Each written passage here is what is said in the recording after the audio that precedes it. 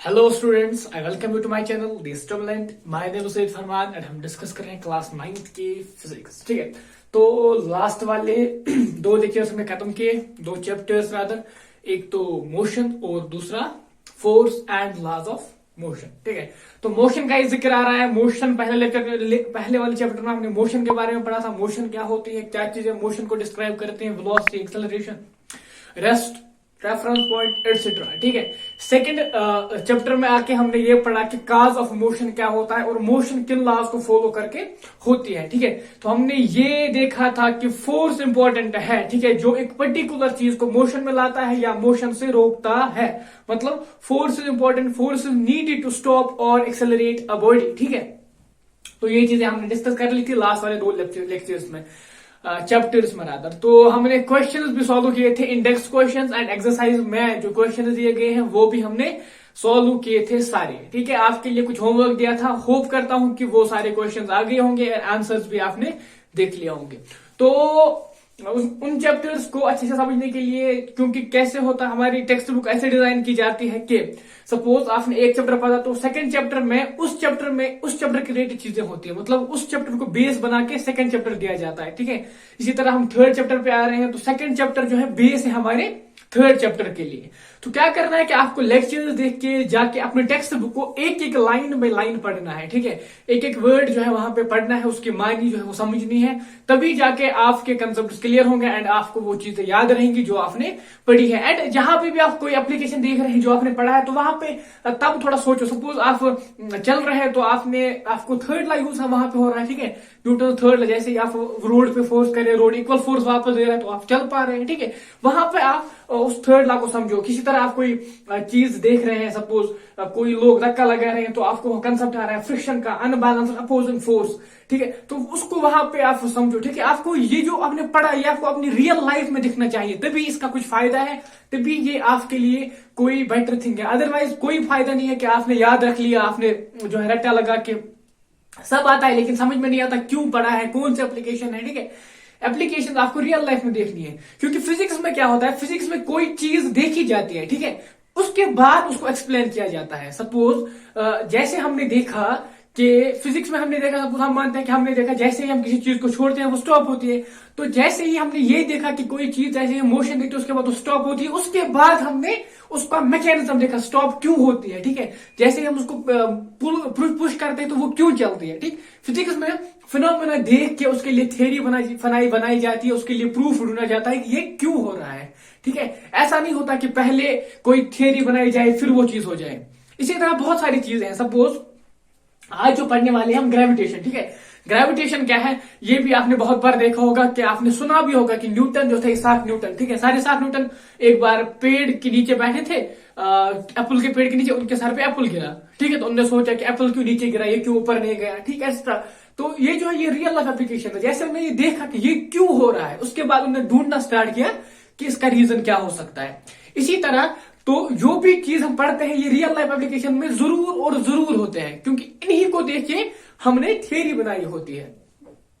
तो बेटर है कि उन चीजों को रिकॉग्नाइज करना, ठीक है, और रिकॉग्नाइज करके वो चीजें देखना कि क्या है, कौन सी वाली एप्लीकेशन कहां पे यूज होती है, कौन सा वाला कंसेप्ट किस चीज में लग जाता है। ठीक, तो ये चीजें आपको बहुत ही फायदा देती है, क्योंकि जो चीज प्रैक्टिकल में आप देखोगे वो आप कभी नहीं भूल जाओगे।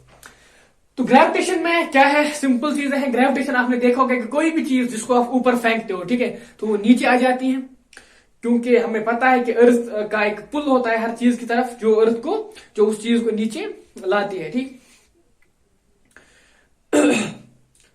तो कोई भी चीज कुछ हाइट से हम फेंकेंगे अर्थ की तरफ ही आएगा, ऊपर नहीं चला जाएगा। ठीक है, मून जो है अर्थ के अराउंड रिवॉल्व कर रही है, अर्थ जो है सन के अराउंड रिवॉल्व कर रही है। ये जो चीजें हैं ये हमें एक चीज प्रूव करते हैं कि कोई चीज ऐसी है जो इन चीजों में, जो कोई एक ऐसा कुछ है जो इन चीजों में सब में यूज होता है। सपोज मून जो है अर्थ के अराउंड घूमती है, अर्थ जो है वो सन के अराउंड घूमती है, तो इससे हमें प्रूव होता है कि कोई ऐसी चीज है जो इन चीजों में सब में कॉमन है। ठीक है, जो कोई ऐसा फोर्स है जो इन सब में कॉमन है, जो इनको आपस में बॉन्ड करके रखता है। या आपने ये देखा कि कोई भी चीज अगर हम ड्रॉप करें तो अर्थ पे ही गिरती है, ऊपर नहीं जाती, तो क्यों नहीं जाती। ठीक है, तो एक फोर्स होता है जो अर्थ अप्लाई करती है उन चीजों पे, जिसको हम ग्रेविटेशन फोर्स बोलते हैं। Exactly Newton third law use होता है यहाँ पे, हम जाके डिस्कस करेंगे। कोई भी उतना डिफिकल्ट नहीं है, सिंपल चैप्टर है, सिंपल चैप्टर है, ठीक है। 2-3 फॉर्मूला हार्डली है, आपको याद रखनी है, सॉरी क्वेश्चन सॉल्व भी होंगे आपसे। बेटर है कि अच्छे से अंडरस्टैंड करने की कोशिश करें। तो वही न्यूटन की बात लिखी है कि न्यूटन बैठे थे पेड़ के नीचे, तो उन्होंने देखा कि ये जो है ये यूपर क्यों नहीं गया, नीचे क्यों गिरा, ठीक। उसके बाद उन्होंने इसके लिए खोज स्टार्ट की, उसके लिए ढूंढना स्टार्ट किया क्या रीजन है। तो फिर उन्होंने कुछ लॉ दिया था, Newton gravitational law, universal gravitational law के नाम से जाना जाता है, ठीक है। तो एक एक्सरसाइज दी गई है, हमें ये बोला गया है कि आप एक स्टोन को ले लो, ठीक है, उसके साथ थ्रेड को बांधो, उसके बाद हाथ में एक एंड लो उस थ्रेड का, फिर उसको ऐसे घुमाओ हाथ है, ठीक है। तो आप ये देखोगे कि वो सर्कल में मूव कर रहा है। अगर आप उसको छोड़ोगे किसी पॉइंट पे तो वो डायरेक्टली, ठीक है, डायरेक्टली स्ट्रेट लाइन में चला जाएगा। मतलब अगर इसी सर्कल में मूव कर रहा है ना और आपने इस पॉइंट पे छोड़ दिया, इस पॉइंट पे, तो वो इस डायरेक्शन, ये वाले डायरेक्शन लेगा, ठीक है। याद रखना ये वाले डायरेक्शन लेगा, कौन सी, टेंजेंशियल डायरेक्शन, क्योंकि ये नेचुरल टेंडेंसी होती है बॉडी की। तो फिर वो अगर ये नेचुरल टेंडेंसी यहां जाने की है, ठीक है, तो फिर वो सर्कल में क्यों मूव करती है। सर्कल में ये मसला है कि ये जो सर्कल है, ठीक है, यहाँ पे उसको एक फोर्स है जो आपका हाथ यहाँ पे दे रहा है, ठीक है। हाथ से उसने आपने हाथ से उसको पकड़ा है ना, तो आप हाथ से उसको एक फोर्स दे रहे हो उस सर्कल में मूव करने के लिए, ठीक है, जो टुवर्ड सेंटर होता है, जो सेंटर की तरफ उसको लाता है। वो यहाँ जाना चाहता है, वो सेंटर की तरफ लाके यहाँ लाता है। वो यहाँ जाना चाहता है, वो सेंटर की तरफ यहाँ लाता है, ठीक है। इसी तरह वो यहाँ जाना चाहता है, सेंटर की तरफ यहाँ लाता है। उस फोर्स को हम बोलते हैं सेंटीपीटल फोर्स। सेंटीपीटल फोर्स मतलब फोर्स मतलब सेंटर सीकिंग, ठीक है। सेंटर सीकिंग मतलब जो फोर्स सेंटर की तरफ तुम्हें लाता है, जो तुम्हें सेंटर की तरफ, जो तुम्हें सेंटर सीक करवाना चाहता है, जो तुम्हें सेंटर की तरफ मूव करवाना चाहता है, ठीक है, उसको बोलते हैं सेंटीपीटल फोर्स। सेंटीपीटल फोर्स ही रेस्पॉन्सिबल होता है मून जो अर्थ के अराउंड मूव करती है, अर्थ जो सन के अराउंड मूव करती है, या ये जो यहाँ पे स्टोन जो है इस सर्कल में मूव कर रही है, सबके लिए एक फोर्स रेस्पॉन्सिबल है जिसको हम सेंटीपीटल फोर्स बोलते हैं। मतलब वो फोर्स जो आपको सेंटर की तरफ लाता है, सेंटर सीकिंग, ठीक है, सेंटर की तरफ लाने वाला फोर्स सेंटीपीटल फोर्स के नाम से जानते हैं हम उसको, ठीक है। अदरवाइज किसी भी पॉइंट पे, हर एक पॉइंट पे यहाँ पे जो ऑब्जेक्ट होता है, ठीक है, यहाँ पे जो स्टोन है इसकी टेंडेंसी होती है ये टुवर्ड टेंजेंट चले जाए। टेंजेंट क्या होती है, मैंने आपको इससे पहले भी बोला है, इसी पॉइंट सर्कल जो है सम ऑफ पॉइंट्स है कॉमन लोकस, ठीक है। तो उस पॉइंट पे आप एक स्ट्रेट लाइन डालो जो एक पॉइंट को टच करे, उसको हम बोलते हैं टेंजेंट, ठीक। तो एवरी पॉइंट पे इसको टेंजेंट की तरफ जाने की टेंडेंसी होती है, लेकिन एक फोर्स होता है जो उसको सर्कल में घुमाता है, उसको हम बोलते हैं सेंटीपीटल फोर्स, ठीक है। तो आपकी टेक्स्ट में भी लिखा है टेंजेंट टू अ सर्कल, ठीक है, देख लेना, सिंपल है। हाँ ठीक है, ठीक है। तो क्या है कि मुझे थर्ड लॉ ऑफ मोशन क्या बोलता है, मैंने आपको थर्ड लॉ पढ़ाया है लास्ट लेक्चर में, तो आपको पता होना चाहिए। थर्ड लॉ ये बोलता है कि अगर आप किसी बॉडी पे कोई फोर्स अप्लाई करते हो, ठीक है, सपोज हम मानते हैं कि ये अर्थ है, ठीक है, ये अर्थ है और यहाँ पे एक एप्पल गिर रहा है, ठीक है, यहाँ पे एक एप्पल गिर रहा है,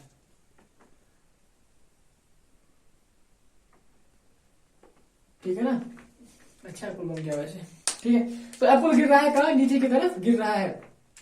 तो आपके न्यूटन थर्ड लॉ में ये लिखा गया है कि जो चीज अगर किसी पे कोई चीज फोर्स अप्लाई करती है तो वो चीज उस पर वापस फोर्स अप्लाई करेगी, ठीक, सिंपल है।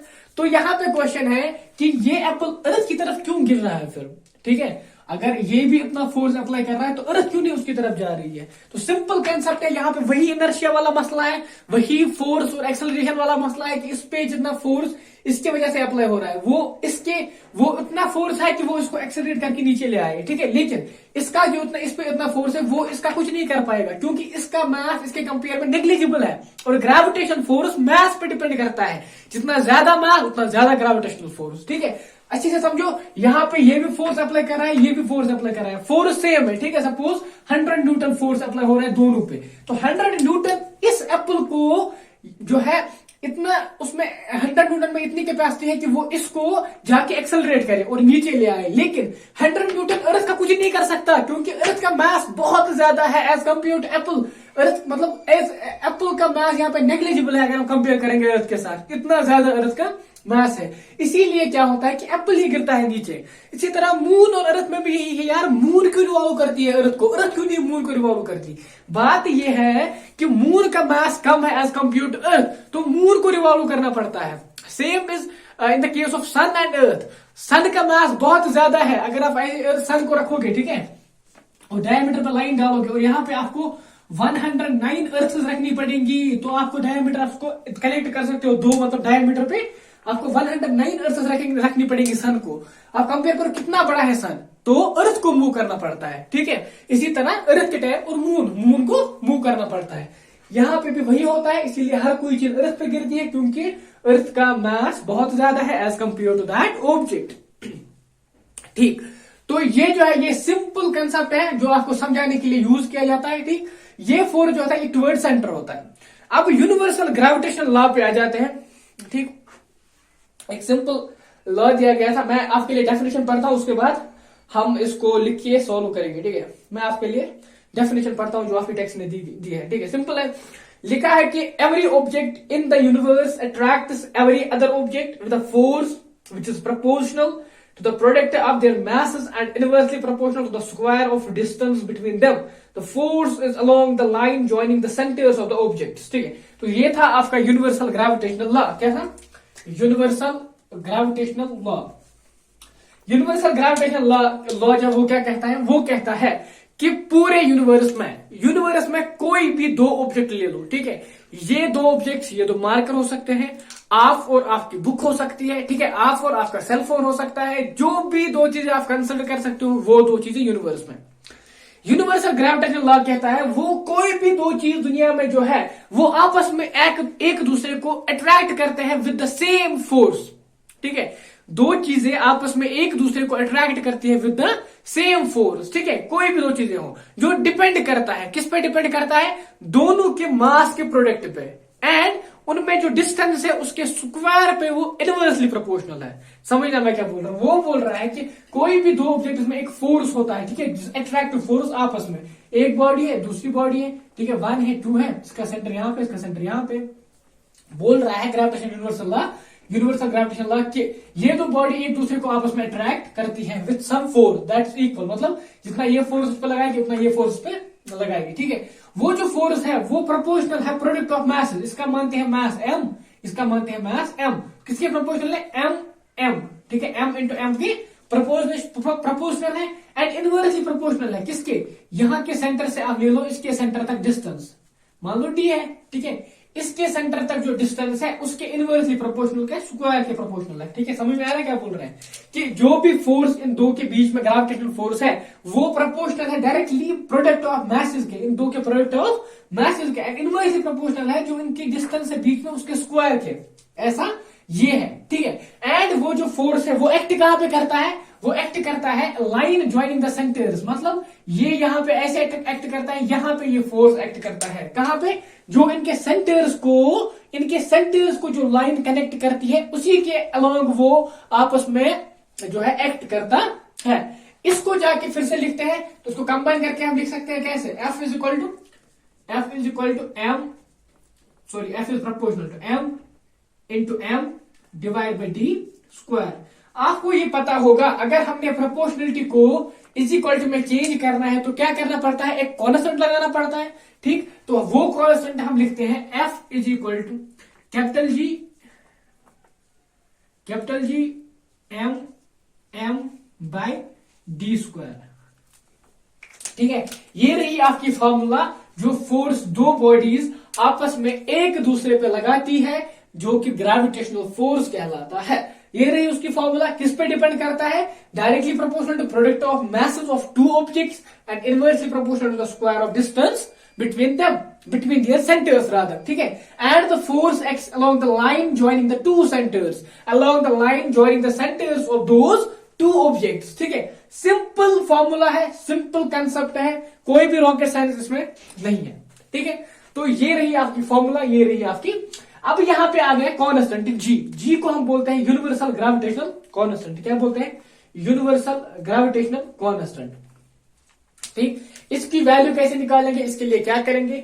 इसको मान लेंगे, इसको मान लेंगे, इसको मान लेंगे। ठीक है, और इसको भी मान लेंगे, और यहाँ पे ये जो है यहाँ पे इसकी यूनिट्स रखेंगे। ठीक है, तो वहां से हमें इसका यूनिट आ जाएगा और इसकी वैल्यू भी आ जाएगी। इसकी वैल्यू जो है 6.67 आती है, प्रोबेबली 6.67 × 10⁻⁻11 रादर। तो हाँ, कौन थे, एक साइंटिस्ट थे, ठीक है।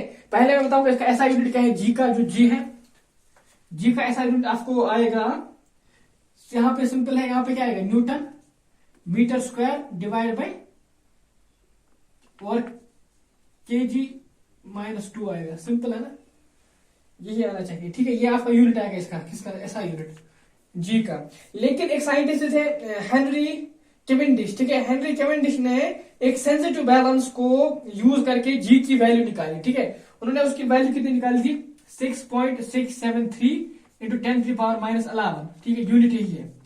तो ये वाली उनने यूनिट निकाली, ये एक्सेप्ट की जाती है अभी, वाइडली एक्सेप्टेड वैल्यू यही है जी की, ठीक है। इस जी की वाइडली वैल्यू एक्सेप्टेड यही है, 6.6 न्यूटन मीटर स्क्वायर पर केजी स्क्वायर। तो ये है आपकी फॉर्मूला ग्रेविटेशनल लॉ के। जल्दी से आप फॉर्मूला को नोट करो, मैं कुछ और बोलने वाला हूं, या आप स्क्रीनशॉट ले लो।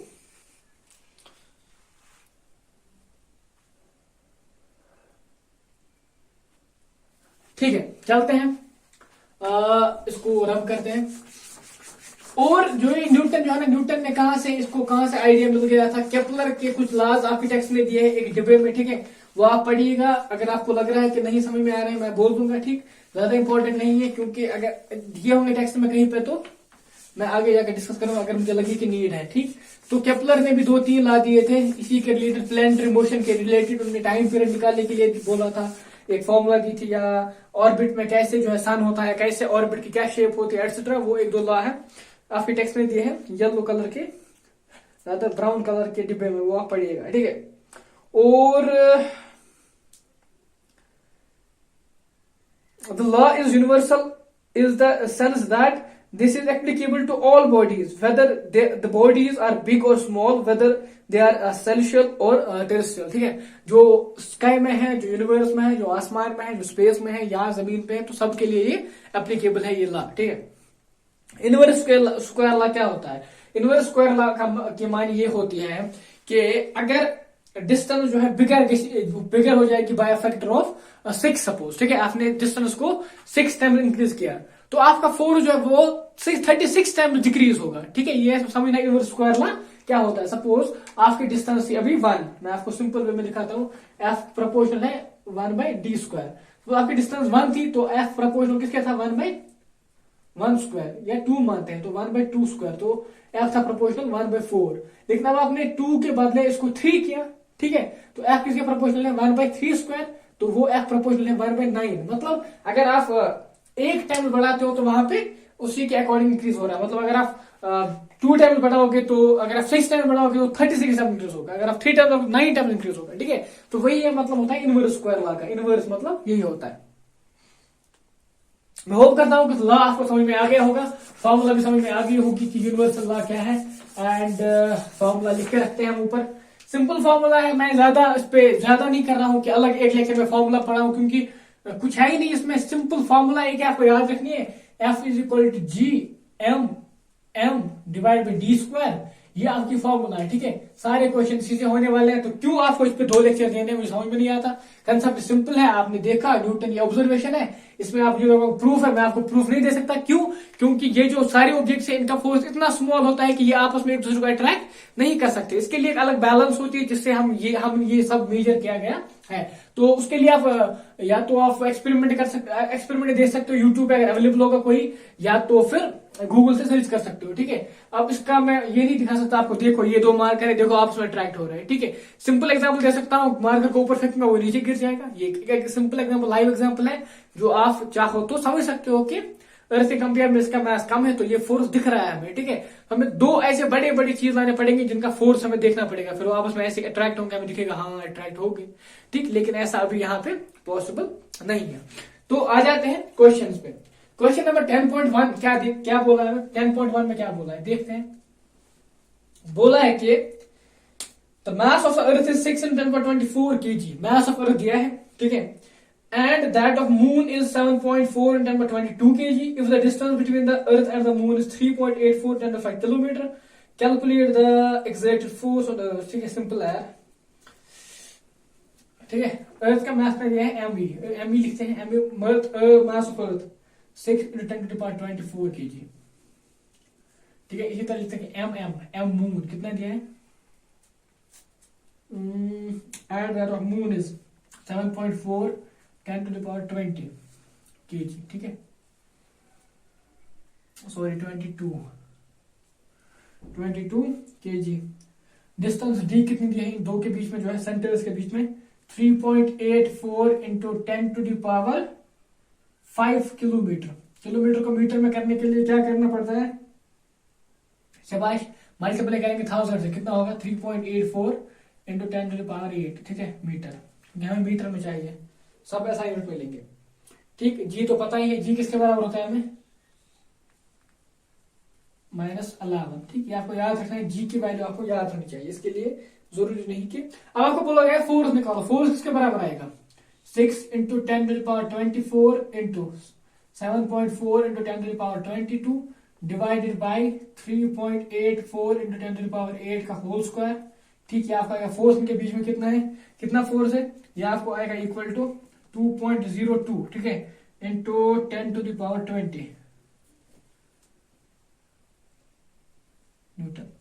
ये फोर्स है, ठीक है, इतना फोर्स है इन दो के बीच में, जो वह फोर्स जो है ये आपस में इनको अट्रैक्ट करता है, ठीक है। जो अर्थ मून है वो अर्थ की तरफ गिरती है, आप देखोगे कि वो ऑर्बिट में आ जाती है, मतलब अर्थ की तरफ आ जाती है ना, तो अर्थ की तरफ गिरती है वो, रात में going straight because of this force जो उस पर अप्लाई हो रहा है, ये वाला फोर्स, ठीक।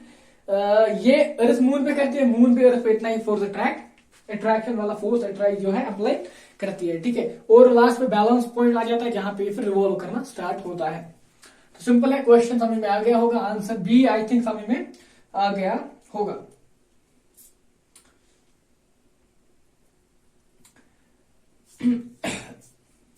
जल्दी से आप इसको नोट करो या स्क्रीनशॉट ले लो।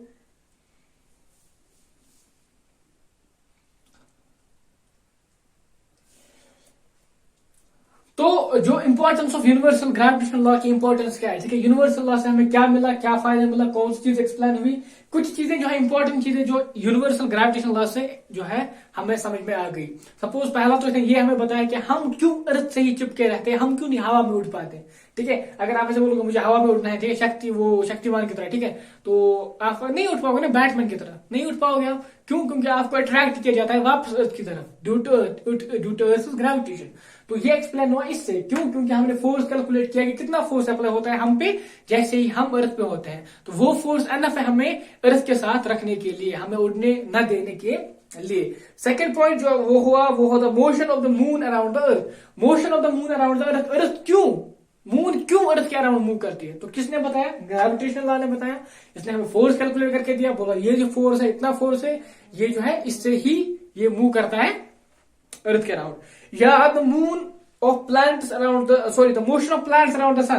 प्लैनेट्स क्यों मूव करते हैं अराउंड द सन, यही इसी लॉ ने बताया, इसने हमें एक्सप्लेन करके दिया कि क्या होता है, ये इतना फोर्स होता है, इस फोर्स के बेस पे वो रिवॉल्व करता है अराउंड द सन। इसी तरह the tide is due to the moon and the sun. आपने देखा होगा, उनको बोलते हैं टाइप ऑफ टाइड्स होती हैं।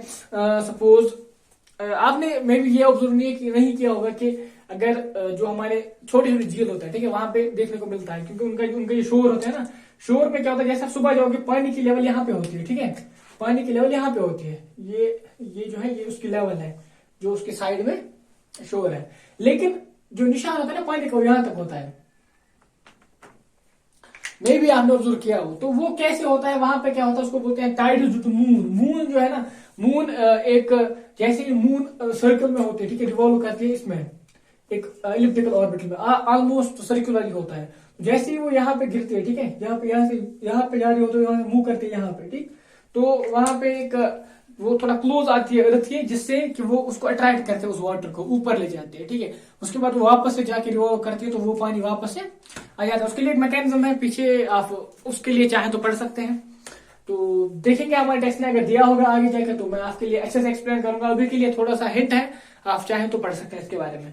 बाकी आज की वीडियो में इतना जो है एनफ है मुझे लगता है। अगर आप ये चीजें समझते हो तो आपके लिए बहुत ज्यादा है ये। आपको क्या करना है, यहाँ से जाके टेक्स्ट को पढ़ना है, ये जहां तक दिया है वहां तक आपको पढ़ना है, 1-2 पेज से वहां तक पढ़ना है। न्यूटन के बारे में पढ़ना है, आपके टेक्स्ट में दिया है, एंड केपलर के लॉ में भी के बारे में पढ़ना है। बाकी वीडियो को शेयर करना है अपने फ्रेंड्स के साथ, एंड चैनल को सब्सक्राइब करके जाना है अगर आप नए हैं। लाइक का बटन तो दबाना ही दबाना है। हमारे साथ जुड़ सकते हैं आप इंस्टाग्राम, टेलीग्राम एक्सेट्रा। कमेंट में जरूर बताइएगा कि हमारे पढ़ाने का स्टाइल कैसा लग रहा है आपको। बाकी thanks for watching, thanks a lot.